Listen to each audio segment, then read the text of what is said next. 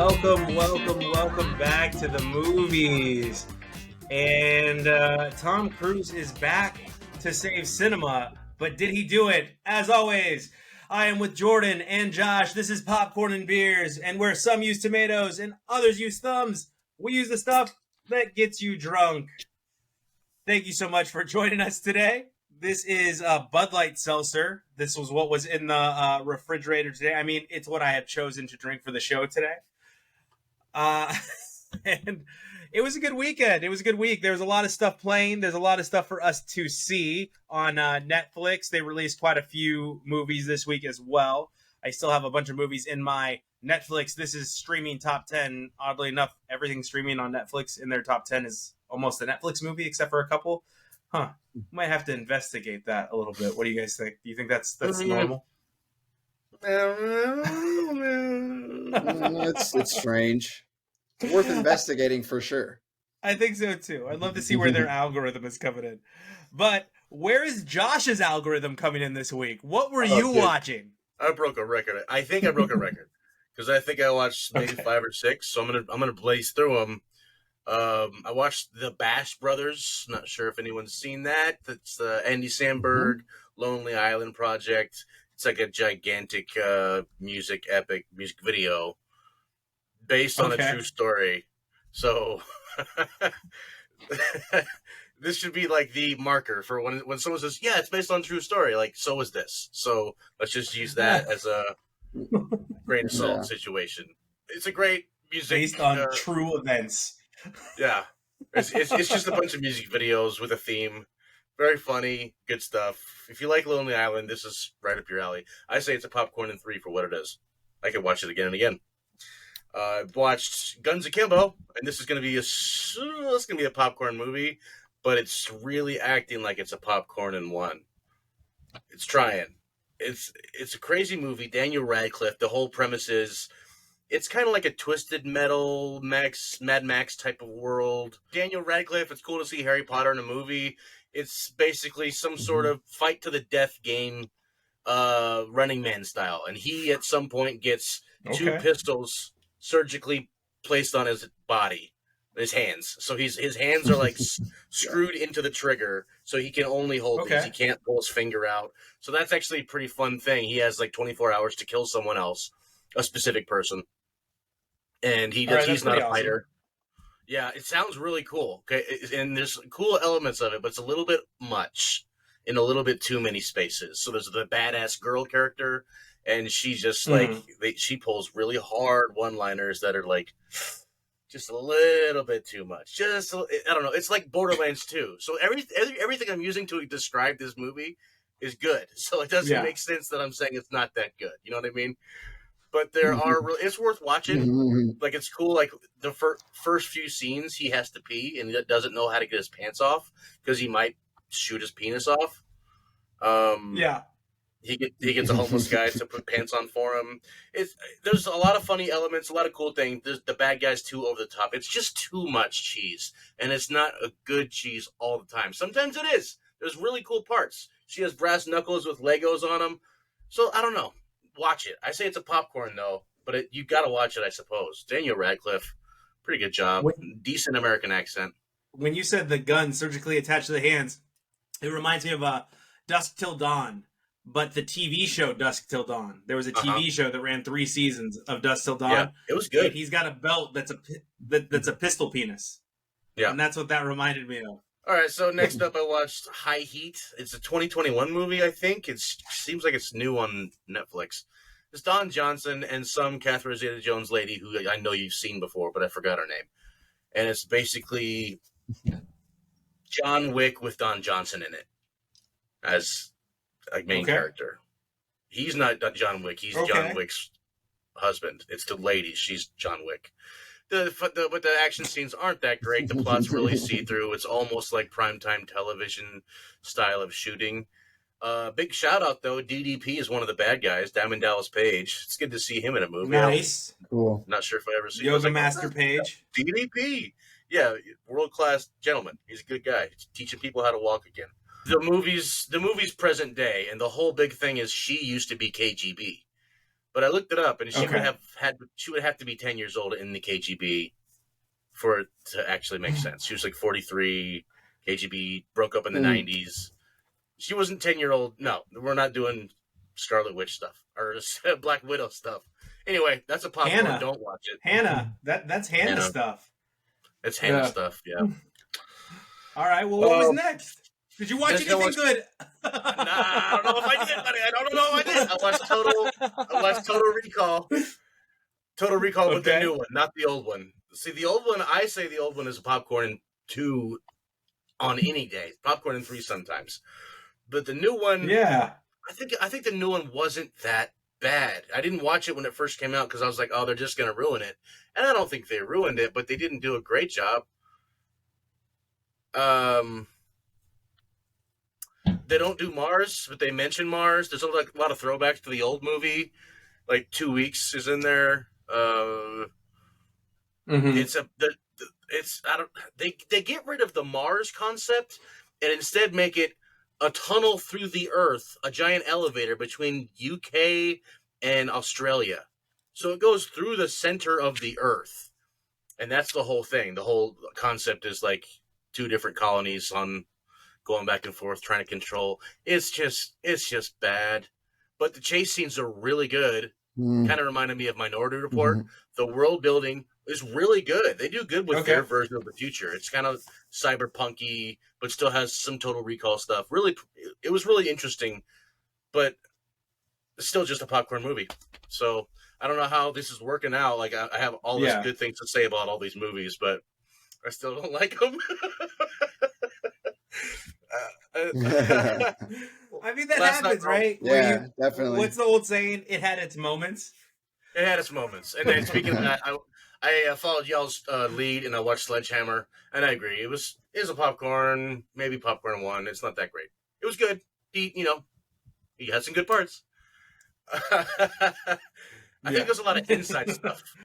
He has such a huge following from his podcast has been going on for a while, and he has a lot of people that are hardcore, and he has so many little inside jokes from his podcast and stuff that he just spent a lot of time catering to that audience, which is fine, but he got roars from the crowd whenever he just said a word. You know what I mean? Anyway. Yeah. Last up, I watched. I call it a passing laughter sketch. Like he does. Yeah, it's not an hour long. It's he does different 5-minute sets throughout it. It's not like there's not really a thread. Yeah. And he'll have a little callback. He'll like pick out just a little cherry pick. It's pretty solid formula. It works for him. I think he's done better, and it's fine. He's okay. Good job, buddy. Last up, I think I watched something we all got a little piece of: The Outlaws with Adam Devine and actress from Vampire Diaries. Dobrev. There you go. Yeah, I give this movie a popcorn and 1 beer. I think it could have been a little better, but it had really, really good parts. Like, enough to dig whatever plot holes, whatever bad writing, whatever cringy, like too much moments there were so many other just great moments. Like every time they were in the bank and people were just talking crap and all these one-liners. It was really funny. It was really good. Pierce Brosnan, not too bad, buddy. Popcorn 1 from me. Yeah, we all watched it, right? And I want to tell you right now, I was teasing, is Adam Devine like the most okay with being typecast actor that exists because he's the same person and everything? And then I remembered Rel was in this as well. And Rel also plays the exact same character in every single movie Rel is in. He's the same character in Free Guy. Yeah, that's all he's doing. Free Guy, Vacation Friends. Have you seen Vacation Friends with John C? Yeah, same character in that. He's the same exact character in all of his movies. I put it a classic Meet the Parents story. Go, that's what I put. Yeah, classic Meet the Parents story. You did get your James Bond joke in. I like that. I laughed at that one a little bit hard because I was like, haha, James Bond joke. Get it? Pierce Brosnan. I'd love to not, pardon me, audience, I apologize, explicit content warning. I'd love to gnaw on your dick like corn on the cob was probably the funniest line in the movie. Like there wasn't a ton of fun, and then she bites the paintbrush, and that was making me laugh. Yeah. I thought she was good. She made me laugh. He always includes his people in any project he does, right? So you're always going to get the Workaholics crew in the movies that he does. I put bad writing. It was just poor writing. It was a poor shot. It's really letting me know. Go ahead, Josh. No, totally agree. The writing was the sluggish part. Everything else, everyone else showed up for the movie. You know. Yeah. Pierce did good. I liked him. Adam did his Adam thing. Whatever, slide across the ground slowly, give someone CPR for no reason. Oh my God, I'm so afraid. But I gave it a popcorn at the end of the day. I mean, it's a passerby movie. Like, throw it on, like we said last week when you're folding laundry. Jordan, what did you think? I gave it a popcorn as well. The guy that plays Adam Devine's dad, he's Larry's cousin in Curb Your Enthusiasm. Oh gosh, his name is Kind. He's in everything. Something Kind. Richard Kind. Richard Kind. He is so funny. I love that guy. Some chuckle moments. Nothing super original. You know, I feel like I've seen this formula of movie, this format, like 5 times. The best scene I liked is where he goes in to rob the bank dressed like Shrek. they're like, that's just him dressed up as Shrek. His family's watching the news. They're like, that's totally him dressed like Shrek. I give it a popcorn. It was okay popcorn, yeah. 'Tis just a popcorn. Well, we have more commonalities going into what I was watching, so I will start with the one lone film in what I was watching that no one else watched. I finally got to watch No Hard Feelings. I've been saying in the pre-production meetings repeatedly, I really want to see this movie. Because I was, when it comes to comedy, brought up on crude comedies.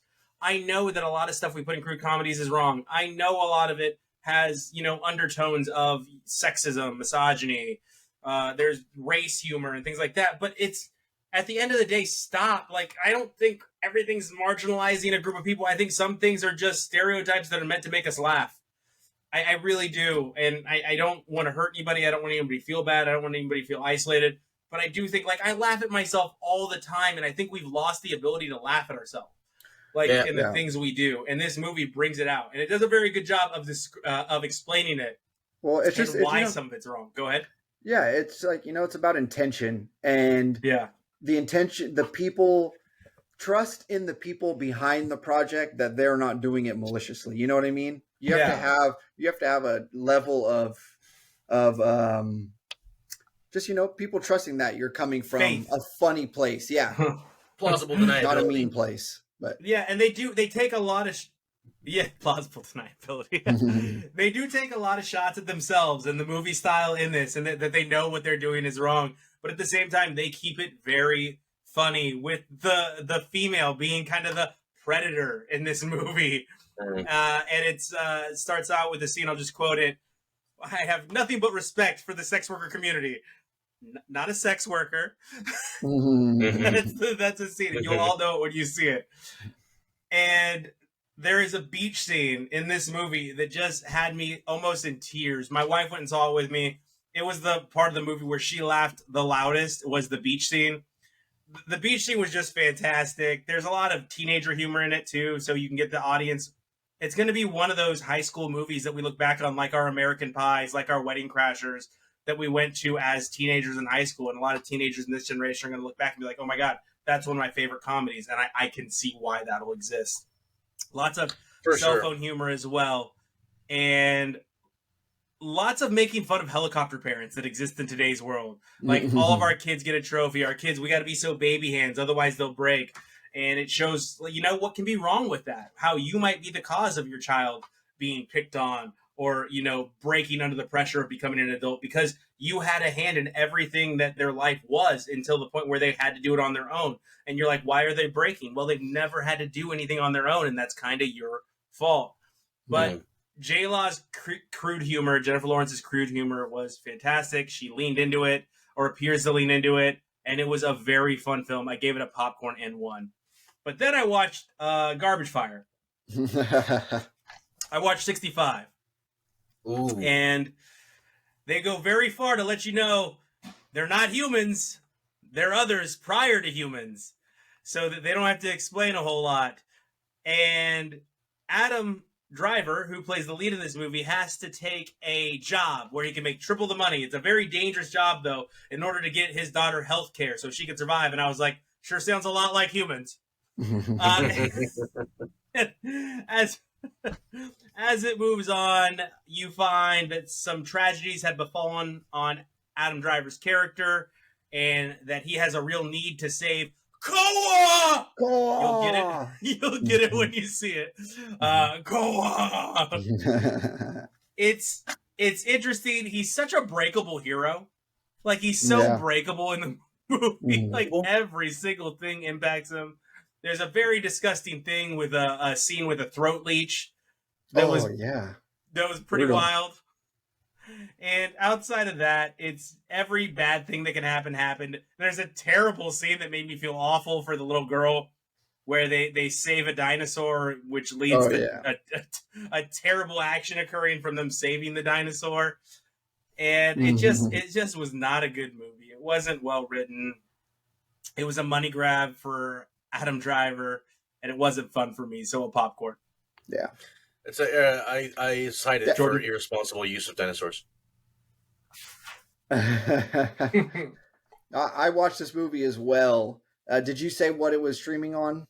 I think it's on Netflix. I did not. My apologies. That's okay. It's on Netflix. So 65. Coincidentally, also its audience rating on Rotten Tomatoes, 65%. The movie is only... That seems high.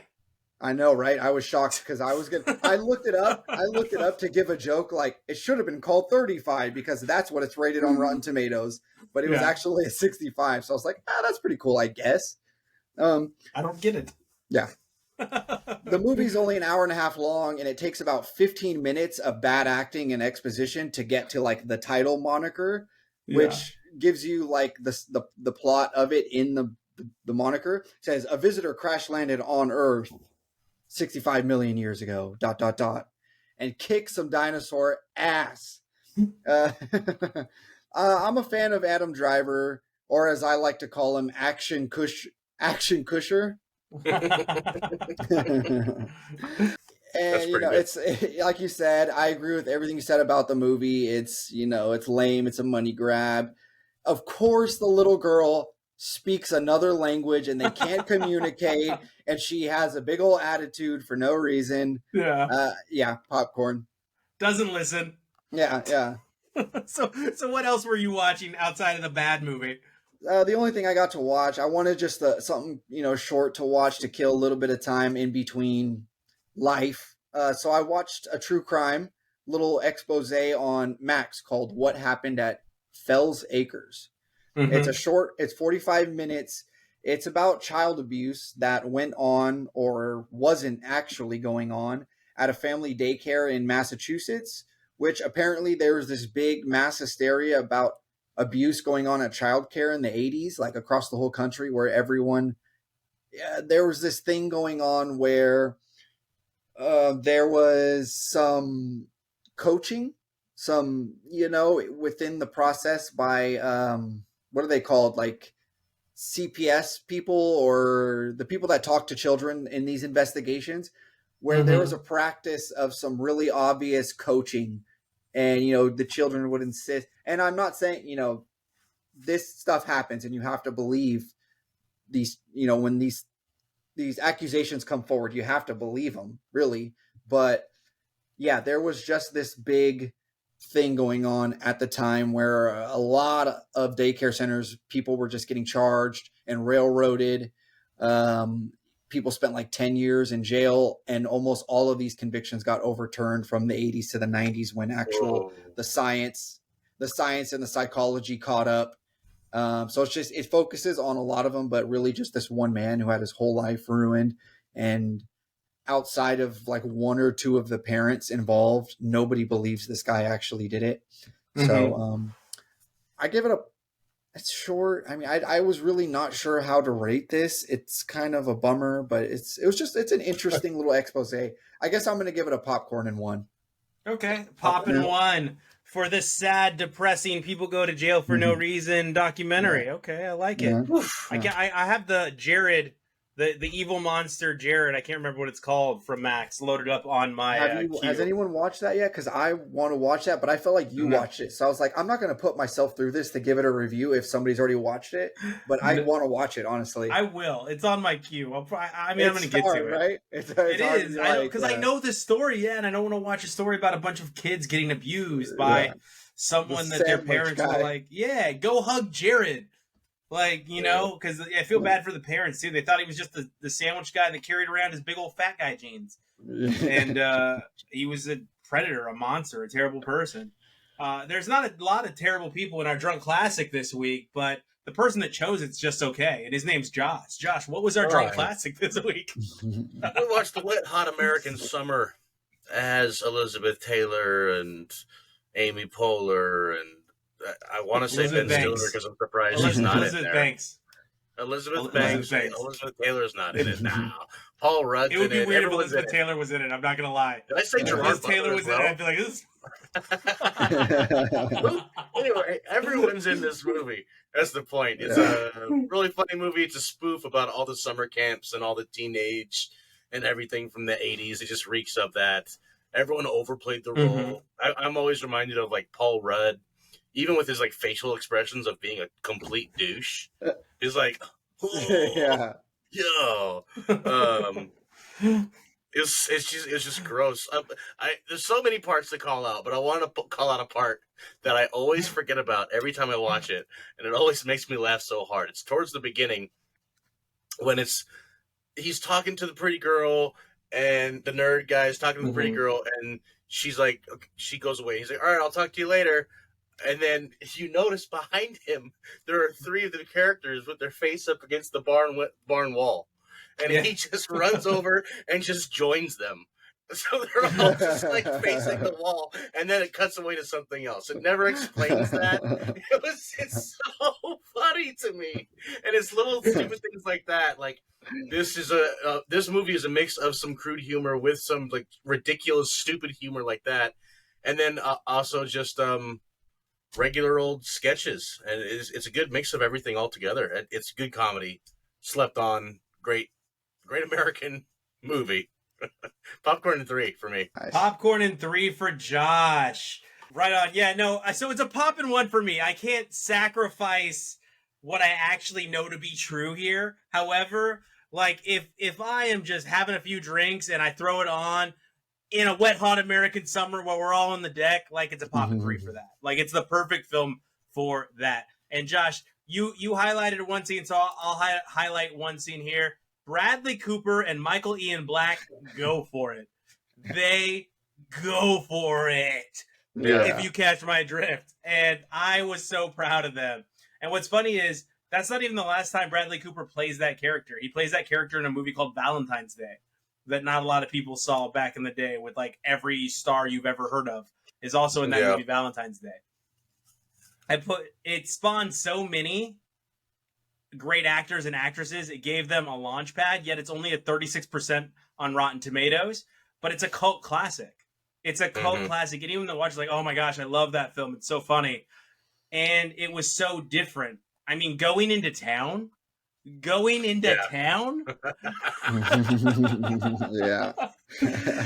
I mean, it was hard for me to relate to this because I went to camp so long ago. But I was a dinosaur. And what do we have? We had one dinosaur egg. So it was funny. I gave it a poppin' 1.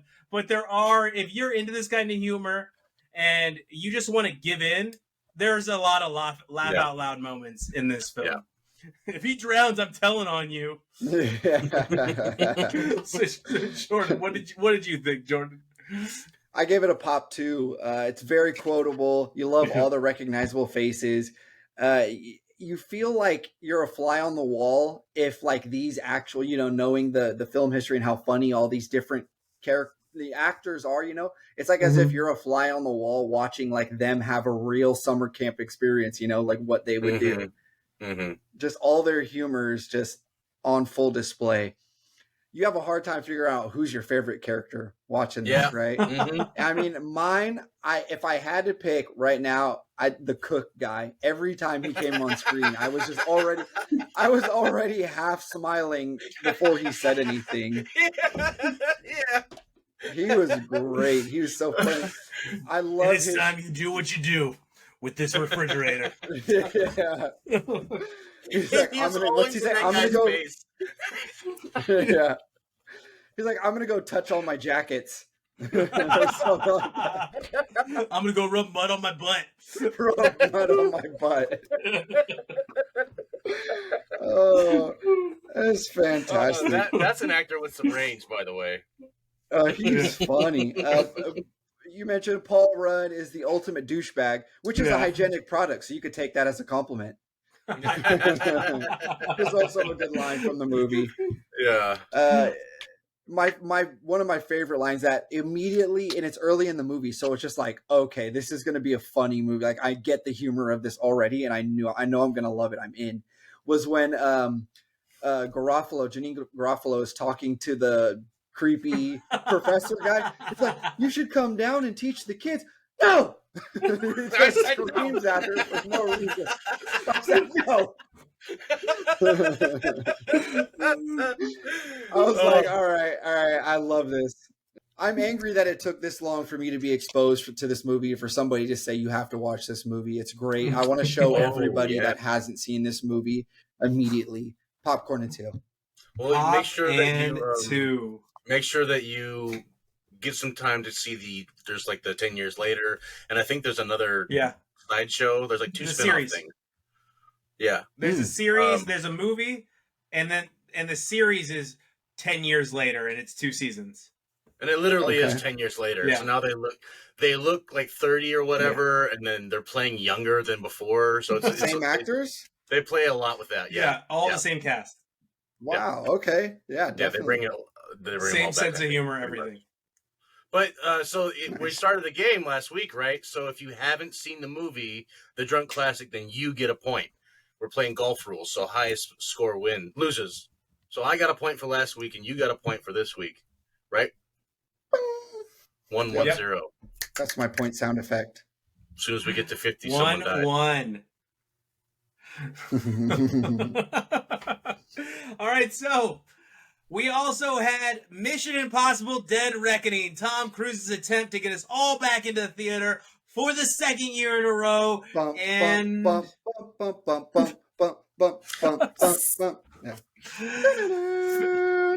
me, I'm just going to tell you right now, it was just a pop one. It was just a pop one.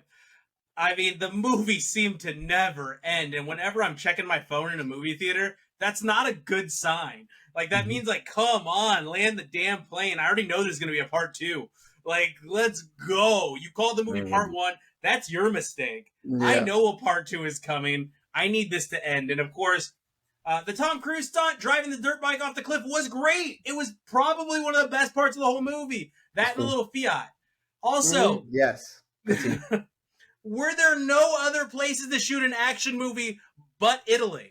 Because we had John Wick 4, Fast 10, and now this one. All in the same. You see all the same stuff. Even the nightclub from John Wick 4 is the same nightclub as this Mission Impossible. It's a cash. And I'm kind of like, what is going on? That's just good real estate investment. Yep. Why is he always being disavowed if he fails? Why is he always going to be disavowed? Yeah, he has no tenure. There is a scene where there are gas bombs that goes off, and he hands somebody a gas mask so they don't get affected by the gas, and then immediately takes off the gas mask. Yes. I was like, damn, that gas cleared up quick. So there's a lot in this movie. So many scooters were abused during the making of this movie. You do get your iconic Tom Cruise run, and it's fantastic. You get a little bit of Mantis, who I also really enjoyed. I wish she was in the movie more. I wish they highlighted the females in this movie better than they did. I gave it a pop 1. I think part 2 will probably be a pop 2, pop 3. I really do believe that. I think this was a lot of setup, and oftentimes movies that are just strictly setup are hard to get right. So because it was strictly set up, I think that's why it was a pop 1. Jordan, what did you think? I thought it was awful. I gave it a popcorn. I wanted to leave about 30 minutes into it. The way I describe it is it started off very horrible. Then it got kind of less horrible. And then it ended very horrible. So the action scenes, just, where there's no talking, just action, just kept me in it by the fingernails. You know what I mean? It's like, oh God. I had some dread. About 15 minutes in, there's a scene where they're sitting around, all the big wigs in the, what do you call it, the war room of the White House or something like that. Yeah. Who knows? And there's just some terrible dialogue, some terrible cutting and editing, and the way it was shot, it was just horrible. I can't recall a singular detail about the previous films in this franchise. And the thing is that it didn't matter at all. Yeah, that's very at true. all. You could not watch a single Mission Impossible movie, watch this one, and you're like, okay, I get it. Great. It's as corny as corny can be, but I think that's kind of the shtick with these movies, and I think everyone gets that except for Tom Cruise. You get the Vin Diesel phenomenon. Exactly. Yeah. The same personality, those two. They would. I would love to see them two in a room together, just having that. Yeah. Completing each other's sentences. Yeah. Singing songs together about Scientology, probably. 1/4 of almost every action scene is Tom Cruise running. Yep. That's him. That's since the 80s, That's man. his thing. That's his bag. Every scene in between action scenes is just, correct me if I'm wrong, it's exactly what it is. Every scene in between action scene is just recapping the convoluted events that had happened. Yeah. And then giving you like convoluted possible outcomes of what could happen. Yeah. So it's like car chase. Okay, these guys are sitting in a room really intense. This is why the car chase happened, and this is what we could do next. Okay, running scene. Okay, this is why we're running away from that in the car. It's just, they're just explaining everything over and over and over. It was Sherlock Holmes style. Ooh, it was physically painful at times. I give it a popcorn. A popcorn. You know what, though? I do think part 2 will be good. There was a lot of setup. They're literally on a train for the end of the movie for 45 minutes. For 45 minutes, that scene goes on. I know, because I had to pee, boys and girls. And I'm looking at my phone like, when's a good time to pee? And eventually, I just got up and left. Because I didn't think I was going to miss anything. I didn't think I was going to miss anything. I was like, all right, I'm just going to walk out. I'm going to go pee. Go take a number 2 for that matter. You won't miss nothing. You won't miss a single thing. And also, one of my favorite things about this franchise. And if you do, they'll recap it. Yeah, exactly. One of my favorite things in this movie, in every one of these movies in the franchise, I guess this is a singular detail I can recall, that someone has to be explained what the IMF, which is their secret agency, is called. Yeah. The Impossible Mission Force is the lamest spy organization name ever invented. What do they do? What you're not willing to do. Ever invented. Yeah. They set the bar real low. They did. I mean, you had to. You had to get here. Yeah. So I will still say it is still James Bond's mantelpiece. James Bond still owns Ethan Hunt. I'm sorry, Ethan Hunt. He's still the master. And right now we have a new master of our drunk classic, and that is Jordan. Jordan, what is our drunk classic this week? So we got 2 big cinema butter on top movies this week. 2 big spectacles. So I'm going to go with something a little off the radar. It's a WWE. I think at this time they're still WWF. It's a WWF production. Cheesy action starring Stone Cold Steve Austin, and it's called The Condemned. The Condemned. I've seen this. The island film, right? Yep. Where they send all the people to the island. Yes. The deadliest game. Fight to the death. Yeah, it's a spin. It's a new spin on the deadliest game, or Lord of the Flies type stuff. The Condemned. You know, this sounds so familiar. I'm not sure if I've seen it, so we'll have to find out if I get a point next week. I bet you have, because I know I've seen this simply because it was one of those dorm movies, Josh, that we throw on in the dorms on the TV while we're playing pool or something like that, and it's playing in the background. Jeremy Piven. Piven's in it? Vinny Jones. Yeah, some faces. Jordan went full B movie here. Yes. This is the absolute B movie. Oh, yeah. This is something you walk into Walmart on a Tuesday and you're like, what's this? I didn't know this was coming out. Is it a red box? Exactly. A red box exclusive. We need to make sure the audience knows it is an epic weekend for movies. And the movie that we're going to watch for our Butter on Top is Barbenheimer. So it is our first ever double feature for the Butter on Top. So we look forward to seeing what all of you say about it, and we look forward to giving you our thoughts on Barbenheimer weekend. Woo. We appreciate you getting all the information that you can exclusively get on Popcorn and Beers, because like I say at the beginning of every show, we use the stuff that gets you drunk. No one else does that. No one else does what we can do, and we keep it real. We're all the way live, as you can see by Josh's mustache wiggle.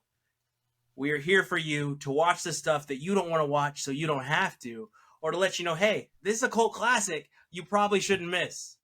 As always, we appreciate you joining us at the movies. We'll see you there. You bring the popcorn and we got the beer.